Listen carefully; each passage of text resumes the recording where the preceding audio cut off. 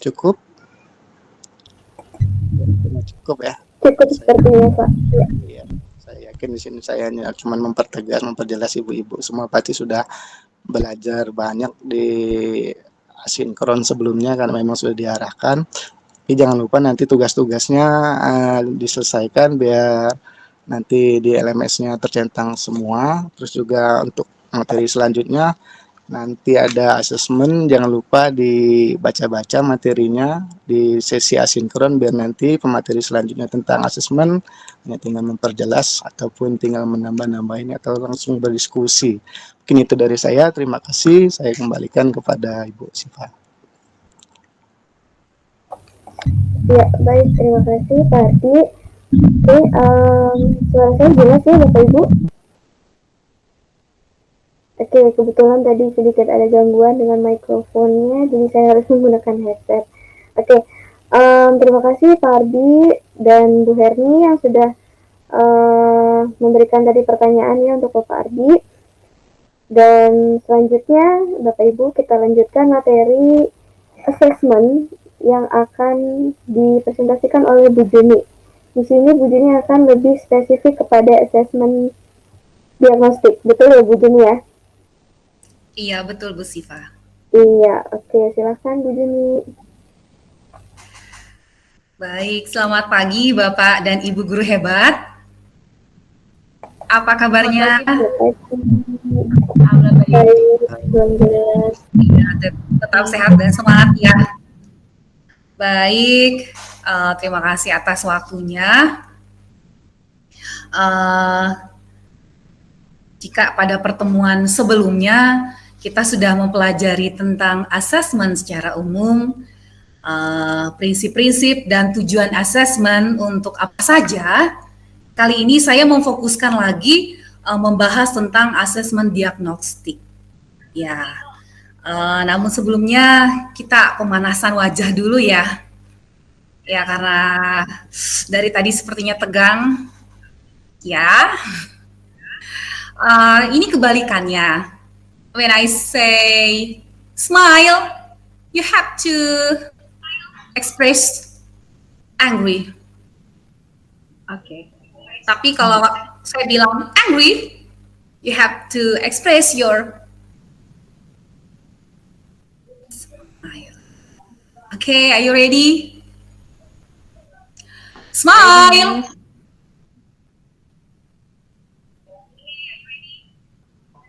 Angry. Angry. Smile. Yes, thank you. Ya baik. Saya ingin bertanya sebelum saya berbagi layar. Ada yang tahu tentang asesmen diagnostik? Ada yang masih ingat atau mungkin sudah pernah membacanya? Bapak Ibu ada yang tahu? Ya, kayaknya masih asing itu Bu. Kalau tahun yang kemarin tuh formatif sumatif biasanya. Oh ya begitu ya Pak ya. Baik Pak Adi tahunya kenalnya asesmen formatif dan sumatif. Bagaimana dengan Ibu yang lain? Sama Bu. Sama juga. Bagaimana dengan Bu Popi atau Bu Syifa? Mungkin pernah baca atau dengar gitu? Masih kurang familiar Bu Juni. Oh ya masih kurang familiar ya. Baik. Saya izin berbagi layar dulu.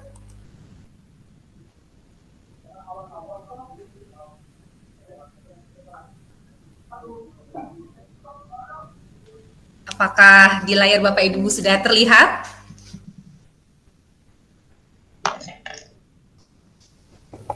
Sudah Bu. Iya, asesmen diagnostik. Baiklah. Ini dia. Ya, asesmen diagnostik adalah asesmen yang dilakukan secara spesifik untuk mengidentifikasi kompetensi, kekuatan, kelemahan peserta didik, sehingga kita bisa menentukan model pembelajaran yang cocok sesuai dengan kompetensi dan kondisi peserta didik kita. Ya, baiklah. Mengingat latar belakang kondisi siswa-siswi kita tidak sama ya. Karakter siswa-siswi di sekolah saya belum tentu sama dengan karakter siswa-siswi yang ada di sekolahnya Ibu Syifa. Begitu juga dengan Pak Ardi dan Ibu Herni. Ya, jadi tentu saja metode pembelajaran dan gaya mengajar kita tuh berbeda gitu ya.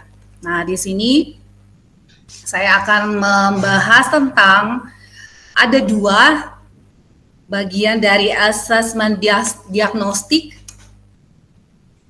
Yang pertama, maaf sebentar. Sebentar ya. Oke, baik. Ya, yang pertama itu ada non-kognitif.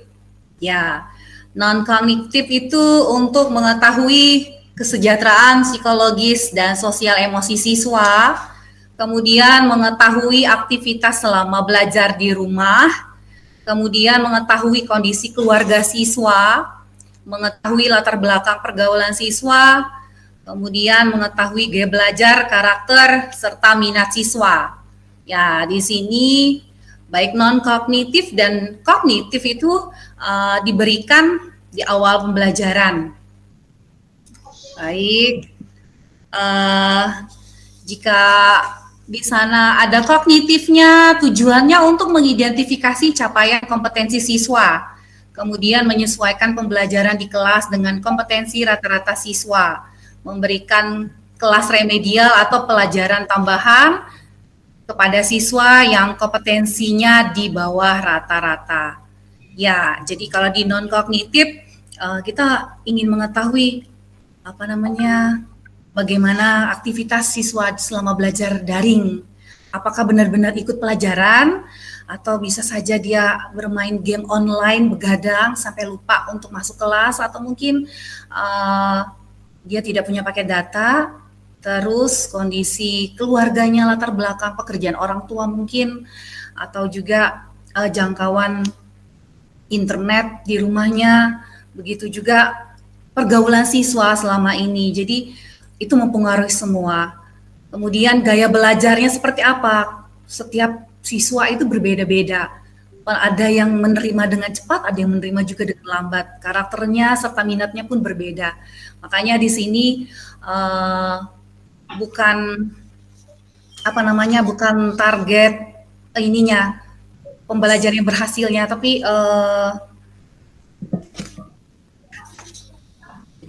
baik, lewat dulu nanti saya dapat. Baik, kemudian tahapan apa saja yang ada di asesmen diagnostik non-kognitif?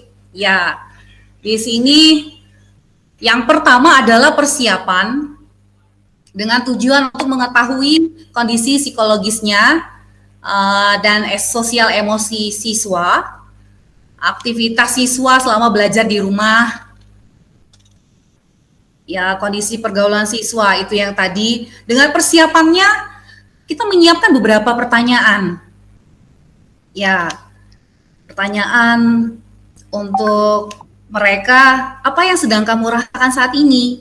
Bagaimana perasaanmu saat belajar di rumah? Kemudian kita juga buat daftar pertanyaan kuncinya. Apa saja kegiatanmu selama belajar di rumah? Apa hal yang paling menyenangkan dan tidak menyenangkan ketika belajar di rumah? Dan apa harapanmu selama belajar di rumah ini, selama pandemi ini? Ya, setelah itu pelaksanaannya. Tahapan yang kedua adalah pelaksanaan. Ya, pertanyaan yang kita berikan bisa dengan meminta siswa menuangkannya lewat bercerita, lewat menulis, atau juga lewat menggambar. Ya, setelah itu bisa juga dengan strategi tanya jawab. Ya, di sini kita harus memastikan bahwa pertanyaan jelas dan mudah dipahami. Terus menyertakan acuan atau stimulus informasi yang dapat membantu siswa menemukan jawabannya, memberikan waktu berpikir pada siswa sebelum menjawab pertanyaan. Ya, di sini ada pertanyaannya. Jadi pada saat siswa menjawab pertanyaan, kita memberikan dukungan, memberikan penguatan buat dia. Kemudian kita memberikan pertanyaan lanjutan untuk menggali lebih dalam lagi. Setelah itu, jika misalnya mereka sudah mulai melenceng menjawabnya, kita mengarahkan kembali supaya dia fokus pada pertanyaan kita sebelumnya, jadi dia tetap terarah. Kemudian pada saat siswa bertanya balik kepada kita segera menjawabnya. Kemudian membantu memberikan clue atau opsi untuk mengarahkan jawaban dia. Nah, setelah itu saat siswa menjawab pertanyaan, kita coba mengarahkan kembali pertanyaannya, kemudian memparafrasekan pertanyaan agar lebih mudah dipahami, menunggu beberapa saat. Baik. Ya, tahapan terakhir pada asesmen diagnostik non-kognitif ini adalah tindak lanjut. Kita bisa mengidentifikasi ekspresi siswa jika siswa menunjukkan emosi negatif, terus kita kenali mereka dengan mengajak berdiskusi, kita mencoba masuk ke dunia mereka, terus kita mencari tahu masalah yang mereka hadapi. Kenapa bersedih, atau mungkin dia takut, atau mungkin dia khawatir. Kemudian yang kedua, menentukan tindak lanjut dan mengomunikasikan dengan siswa serta orang tua bila diperlukan. Ya, di sini kita, jika siswa sulit terbuka dan sulit mendapatkan solusinya, kita dapat menyampaikan dan mengikut sertakan orang tua untuk mendapatkan solusinya. Yang terakhir, dengan mengulangi pelaksanaan asesmen non-kognitif pada awal pembelajaran.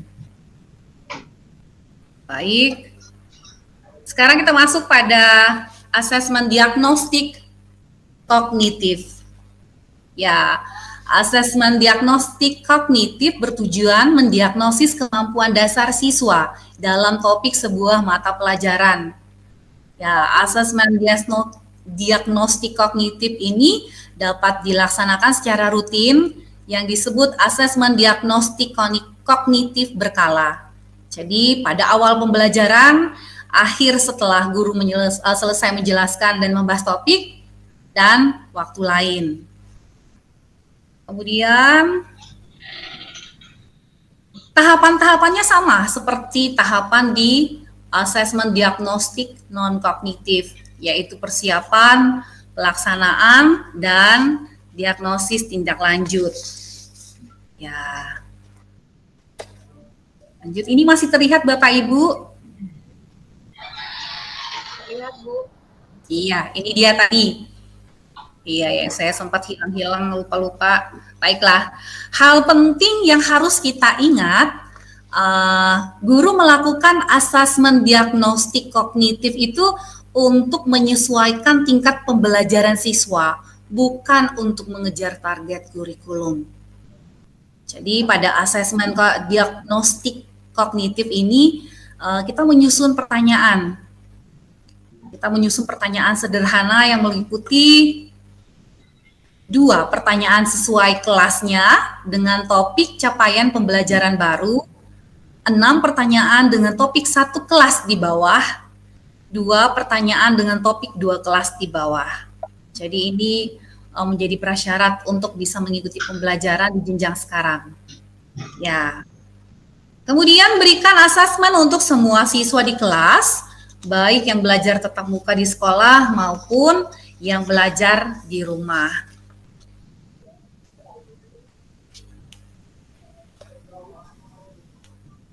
Ya, jadi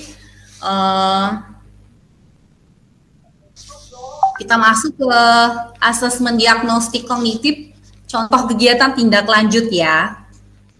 Oke. Kita buat penilaian dengan kategori paham utuh, paham sebagian, dan tidak paham. Setelah itu kita hitung rata-rata kelas. Kemudian di sini siswa dibagi menjadi 3 kelompok.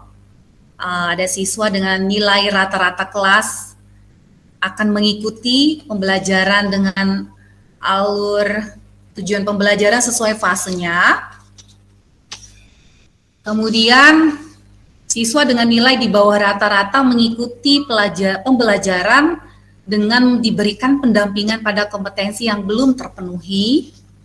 Kemudian siswa dengan nilai di atas rata-rata mengikuti pembelajaran dengan pengayaan. Ya, jadi setelah itu lakukan penilaian pembelajaran topik yang sudah diajarkan sebelum memulai topik pembelajaran baru untuk menyesuaikan pembelajaran sesuai dengan rata-rata kemampuan siswa.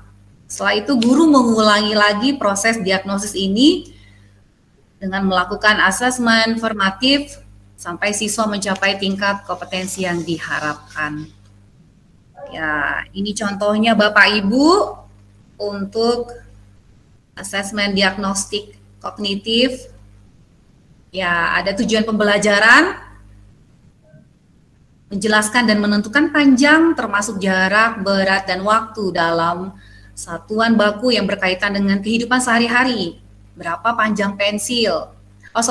Panjang pensil adalah, ya di situ berarti menanya berapa panjang pensil. Kemudian prasyarat dari tujuan pembelajaran, mendeskripsikan dan menentukan hubungan antara satuan baku untuk panjang, berat, dan waktu umumnya. Oke, lanjut. Kemudian, ya untuk hasilnya, untuk skornya, di sini ada A,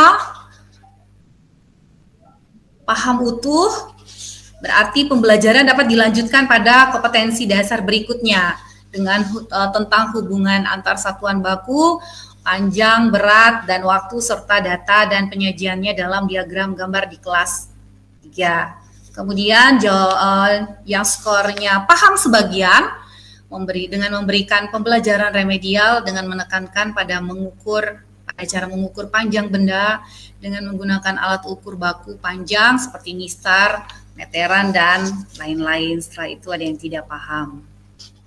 Ya, demikian Bapak Ibu untuk pemaparan pada pagi ini. Mohon maaf jika banyak kekurangan. Iya, saya ucapkan terima kasih. Saya berikan kesempatan kepada Bapak Ibu. Ya, untuk mana tuh ada yang mau sharing, berbagi tentang pengalamannya selama pernah mengajar, memberikan penilaian di kelasnya. Saya sedikit sharing kali ya Bu Juni ya. Iya, Ibu Syifa. Ya, oke. Sebetulnya asesmen diagnostik ini memang cocok untuk kita mendiagnosis siswa di saat pembelajaran daring ya Bu. Karena kalau luring sendiri sebenarnya kita bisa melihat dari perilaku, tutur kata siswa ya saat kita berhadapan langsung dengan mereka. Itu sebenarnya kita sudah bisa melihat kalau anak ini memang sedang semangat nih untuk mengikuti pembelajaran kita. Anak ini memang sedang tidak mood untuk belajar gitu ya. Jadi memang bisa terlihat dari berbagai ekspresi. Biasanya peserta didik itu lebih berekspresi ya dibanding, apalagi kalau misalkan peserta didik masih di level SD, SMP mungkin ya. Tapi kalau SMK lebih kepada diam, tidak aktif gitu ya, pasif di kelas gitu. Nah, mungkin asesmen diagnostik ini sangat efektif jika kita lakukan di pembelajaran daring gitu. Mungkin di luring juga bisa gitu. Jadi untuk saat ini menurut saya asesmen itu sangat membantu guru dalam mendiagnosis siswa, terutama mengenai apa yang mereka rasakan saat ini gitu. Bu Juni, terima kasih penjelasannya. Oke. Iya, terima kasih Bu Syifa atas pengalamannya. Iya, betul sekali ya Bu. Dan memang semua tergantung dari keadaan daerah masing-masing juga ya. Kalau di sini seperti di tempat kami mungkin ada satu siswa yang jelas-jelas menyatakan sama saya saya nggak suka bahasa Inggris gitu. Contoh kecil saja, gimana cara saya kalau misalnya dia nilainya rendah pada saat di awal di tes awal gitu kan, bagaimana cara saya supaya saya bisa menyemangati dia, memotivasi dia, menguatkan dia gitu. Begitu juga mungkin memanggil orang tuanya atau mungkin juga bagaimana caranya supaya dia mau masuk pada pembelajaran saya sehingga setidaknya dia mengerti gitu. Ya setidaknya dia tertarik untuk bisa masuk di kelas saya gitu. Ya karena memang sulit sekali ya, apalagi di tempat kami untuk minat bahasa Inggris saja masih kurang. Jadi kita memang digenjot untuk bisa benar-benar memberikan metode pembelajaran yang menarik, ya, yang menyenangkan. Ya, jadi hubungannya ke sini ya betul untuk mengidentifikasi kompetensi, kekuatan, kelemahan peserta didik. Ya, terima kasih Ibu Siva atas sharingnya pada pagi ini. Ada lagi yang ingin Bapak Ibu sampaikan mungkin?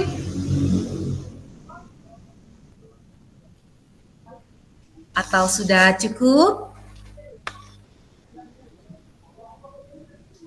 Iya, baik Bapak Ibu, jika tidak ada yang bertanya, setelah ini saya akan membagikan link nanti di kolom chat ya, supaya nanti Bapak Ibu bisa mengerjakannya, jadi jangan sampai ketinggalan, jangan sampai menumpuk tugas-tugasnya, supaya nanti bisa lanjut pada materi selanjutnya.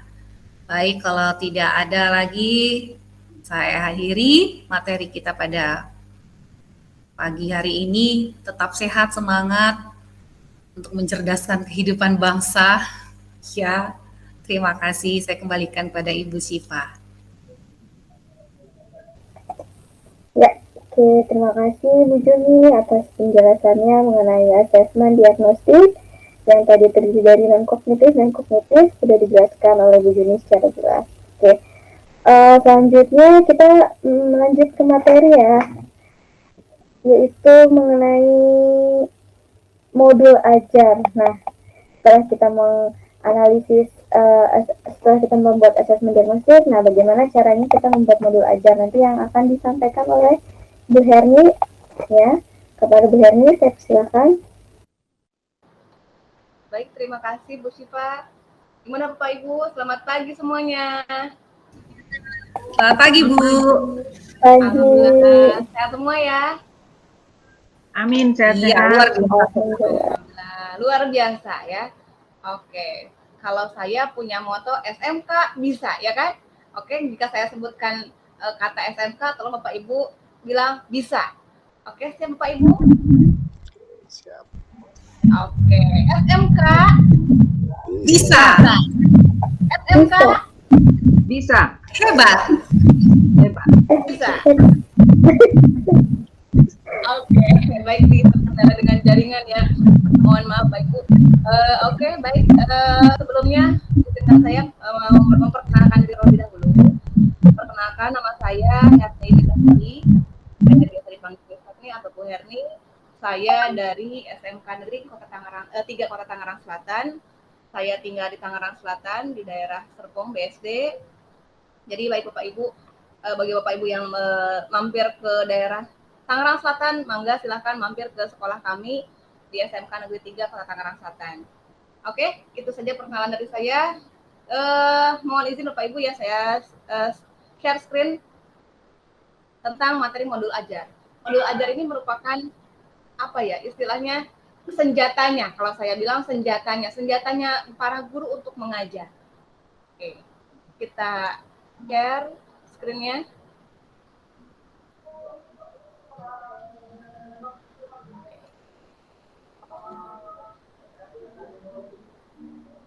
Oke, bagaimana Pak Ibu sudah terlihat?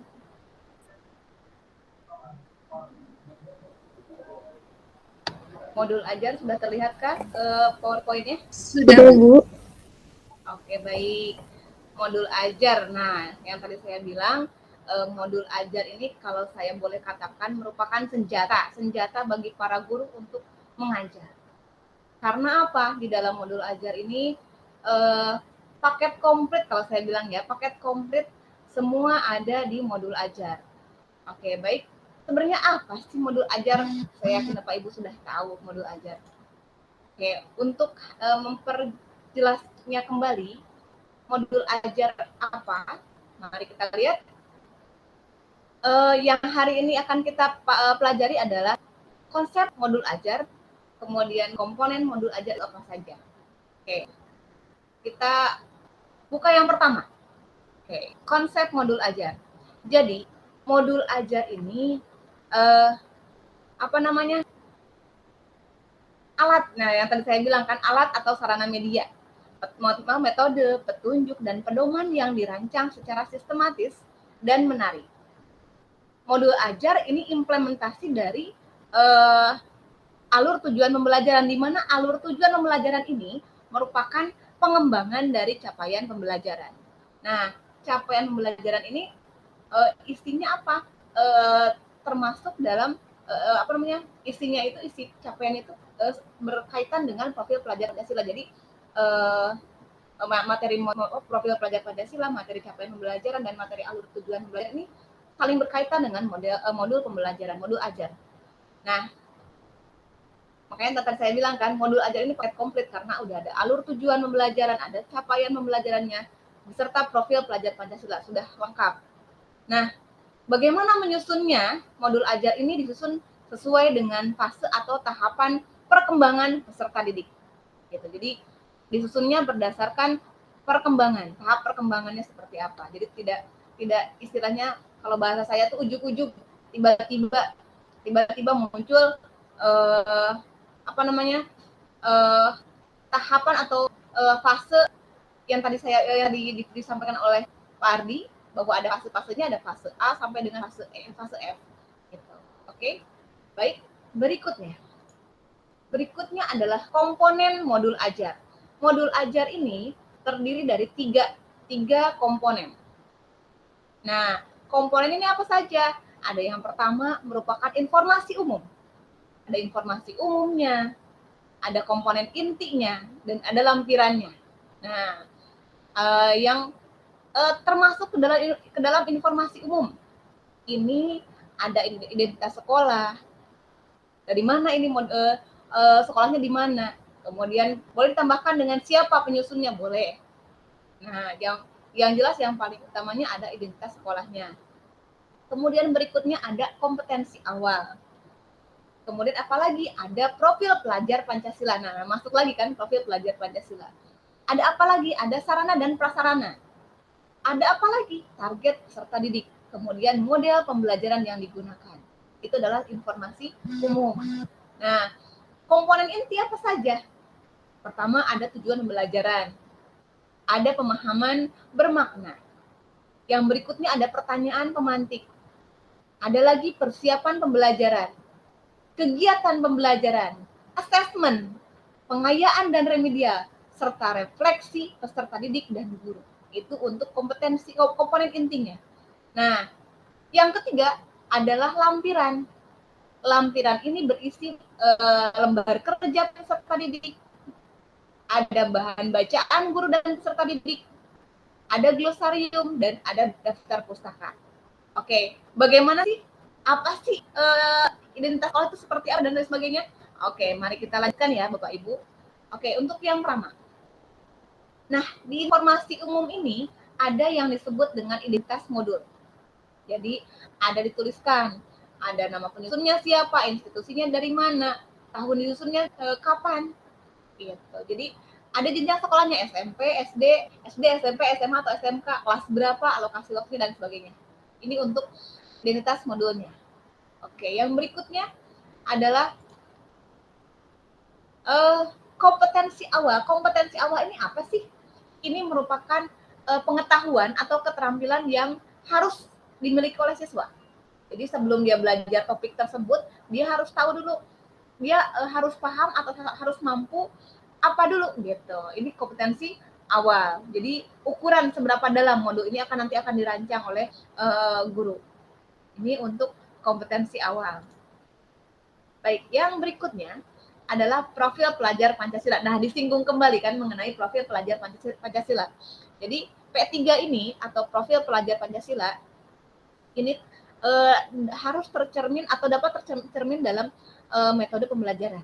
Gitu. Jadi di dalam modul ajar maka tidak harus semua, tapi beberapa juga boleh. Gitu. Jadi tidak harus full semuanya dimasukkan ke dalam modul, tidak. Oke, baik. Berikutnya adalah, nah, yang berikutnya adalah sarana dan prasarana. Jadi, di dalam modul ajar ini, untuk informasi umum, disebutkanlah sarana dan prasarananya. Apa sih? Nah, ini media yang digunakannya, fasilitasnya apa? Kemudian, bahan atau alat yang untuk menunjang pembelajarannya apa saja. Nah, ini untuk sarana dan prasarana, misalkan laptop, atau misalkan infocus, PowerPoint, proyektor, dan sebagainya. Ini untuk sarana dan prasarana. Oke, baik. Berikutnya adalah target peserta didik. Nah, targetnya ini bagaimana? Jadi, apakah reguler, ataukah yang mempunyai kesulitan belajar? Nah, ini kaitannya dengan gaya belajar nanti. Jadi, siswa A, gaya belajarnya bagaimana? Apakah visual, atau audio visual, atau audio, atau kinestetik misalkan. Nah, ini kaitannya dengan gaya belajar. Kemudian, bagaimana kalau peserta didik ini mempunyai tingkat kemampuan yang misalkan yang di atas rata-rata. Nah, berarti mampu memahami dengan cepat. Ini targetnya bagaimana? Seperti itu. Ini untuk target peserta didik. Baik, yang berikutnya, ini adalah model pembelajaran. Nah, model pembelajaran, karena sekarang sedang pandemi, ada beberapa hal yang bisa dipilih oleh Bapak Ibu untuk menentukan model pembelajaran. Bisa menggunakan model pembelajaran tatap muka, atau pembelajaran jarak jauh dalam jaringan, atau PJJ daring, atau pembelajaran jarak jauh